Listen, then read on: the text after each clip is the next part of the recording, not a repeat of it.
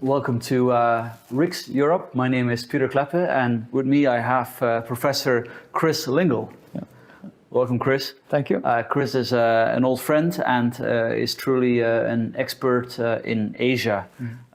Chris, is Asia the future of the global economy? Well, you know, in many ways it could be. I've grown increasingly pessimistic about the capacity of governments to allow their people to deliver the kind of prosperity that we're entitled to. China's become one of my big disappointments. When I first went to China in the 1980s, China was very poor, underdeveloped. It was beginning to come out of it. But every year I went back, I was optimistic. I saw China becoming a normal country. People could be who they want to be. They could do what they want to do. They could move where they wanted to move. And I saw a lot of foreign young people living there. And I thought, but now, under the current regime, Xi Jinping, they've really taken a step backwards. And I think China's position in the world, in particular, was predicated on the fact that central banks created so much excess liquidity that, for example, in the United States, people went to Walmart, Walmart went to China, they bought things and they brought it back. So China was, in a sort of privileged position for a fairly long period of time. But now when central bank policies begin to start moving in not necessarily opposite direction. That's Western central bank policy. Well, I think they're all. Yeah. I mean, the thing is, during the time when China, especially since 2000, when China was having really high growth, most central banks were doing the same thing, trying to keep interest rates artificially low. So everybody, even if they had different exchange rates, they would move along with primarily the United States. We were setting the pace. So artificially low interest rates. Now, what began to happen more recently is the U.S., for its own internal dynamics, began to experience high rates of price inflation. So interest rates had to go up. Other countries or other places like Europe, the European Central Bank, they didn't want to raise interest rates. Japan doesn't want to raise interest rates. Well, they never want to raise interest. And the yen is in the toilet. The euro is held up a little bit better. We see what's happened in Turkey. So once central banks start pursuing their own different policy, responding to different pressures, so they have different responses to, they're not all moving in tandem anymore. They're moving now this is what caused the Asian economies to collapse in 1997, because they were out of synchronization with the rest of the world. They had fixed exchange rates that became untenable because of high debts and so on. And so things came apart. Now, this is what I'm worried about Asia. In some ways, in particular China, has indebted itself. It's created so much debt in order to have a sort of a stimulated economy. And there's not much substance there. And when people begin to, one of the things that kept, in recent time, Japan's yen would even be weaker, but people said, well, we don't want to invest in China, so let's move to Japan. Because Japan, for all of its problems, they have Honda, they have Toyota, they have Panasonic, they have whoever, and Sharp, and that is a source of tax revenues to pay off the interest on the government debt. So people feel fairly secure that the Japanese government will not default because they have access to tax revenues. The reason Greece went under years ago, went into crisis, because people said, well, where's Greece going to get the tax revenues to repay their debt. So they had a crisis and. So you think China may not have the tax revenues? Or Pardon? You think China may not have the tax revenues? No. What happened is China's domestic economy was growing primarily because of domestic property developments, which was a source of revenues for Chinese municipal governments.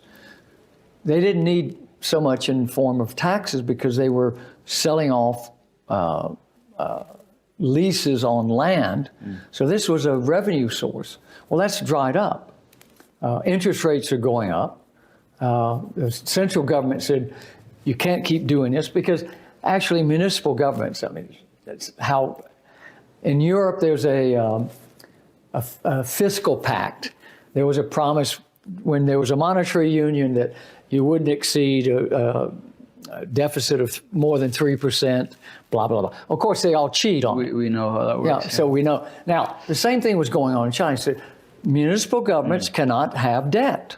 You can't borrow. Well, they set up these special debt vehicles, and so they created all this other stuff on the side that wasn't on their books, but it's all there, and it's all real. So, it's all so debt. You think a Chinese default is on the cards, or that's too...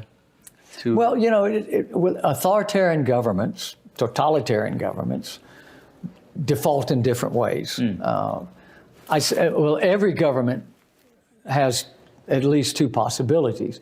They can either default through price inflation, which is essentially a default because you reduce the value of the debt that you're actually repaying, or you simply stop paying.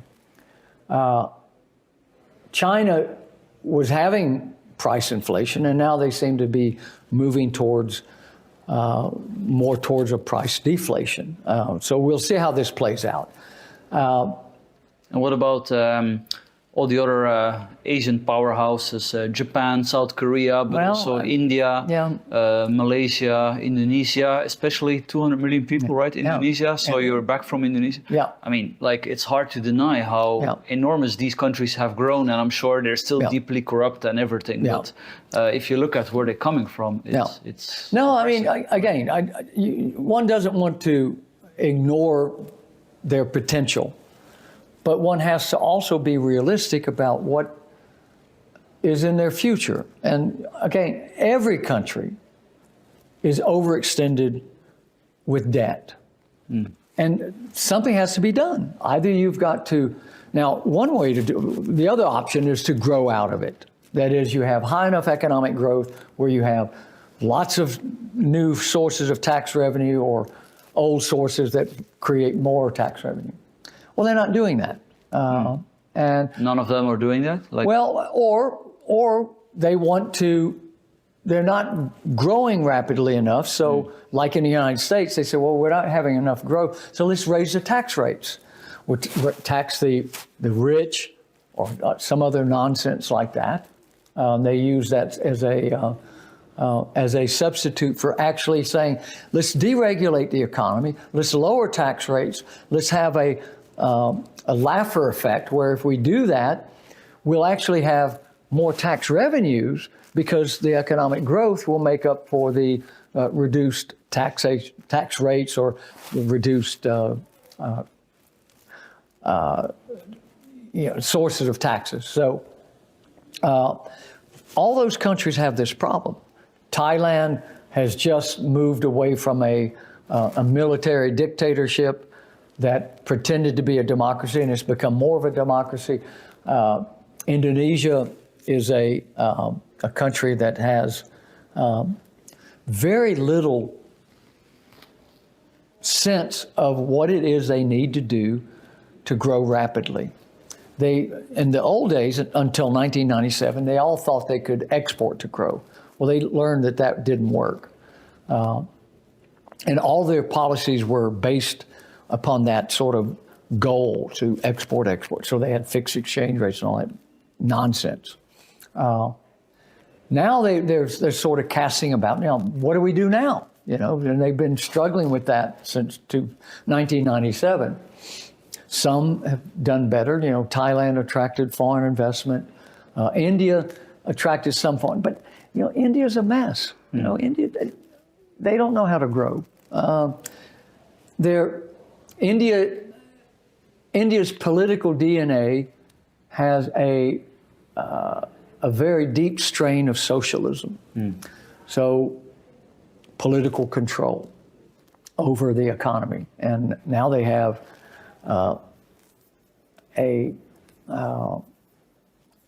essentially are moving towards a one-party state under a very rigidly religious sort of political party. So I don't see great things for India. If there's like one Asian country you have to name, and you put all your life savings in it, hoping to profit. So what would be the Asian country? And you have to pick one. Yeah. Which one would you pick? Well, in many ways, I mean, they're dictators and they're dictators. So Pinochet in Chile, he was a dictator. He didn't know anything about economics, and for whatever reason, it wasn't because he liked free markets, but he happened to select free market-oriented economists to run the economy. He said, "Look, run the economy. I don't know anything about it, and I'll take care of everything else, and you take care of that. Now, I hope you do a good job because it'll make my job easier." And he was lucky. Whatever reason, I don't know the historical reason why he picked those people, but he did. I think he did it. Probably said, the gringos will leave me alone if I pick these kind of people. Now, I can't say that about any Asian economy. What I would suggest is that Vietnam always impressed me in terms of the dynamic and hardworking sort of ethic. The Vietnamese are I think, some of the most hardworking people I've seen anywhere in the world. Their country, they gave the United States a bloody nose. Yep. They gave a few years after that China a bloody nose. And always, China won't mess with them. A few years ago, when there was a Pew poll, opinion poll on which countries saw the highest support for capitalism, Vietnam. Which was supposedly to be saved from communism by the United States, showed like a 96% or something support for capitalism. Yeah, and I think there's that, in a sense, the way that Singapore tolerates capitalism, because Singapore, the People's Action Party started as a member of Socialist International, but they slowly but surely understood, well, that's not the way. So they tolerated capitalism or free markets as long as it didn't interfere with their politics. So, I mean, there's still that problem in, say, Singapore, that if you go against the People's Action Party, doesn't matter how successful you are. Like in Russia, we saw how Putin could put billionaires in jail. And so the same could happen in Singapore.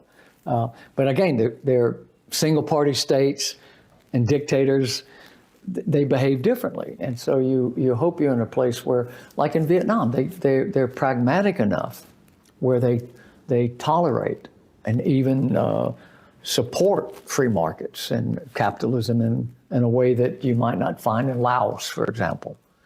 Now, I wouldn't put all my money, or even most of it, in any one place, but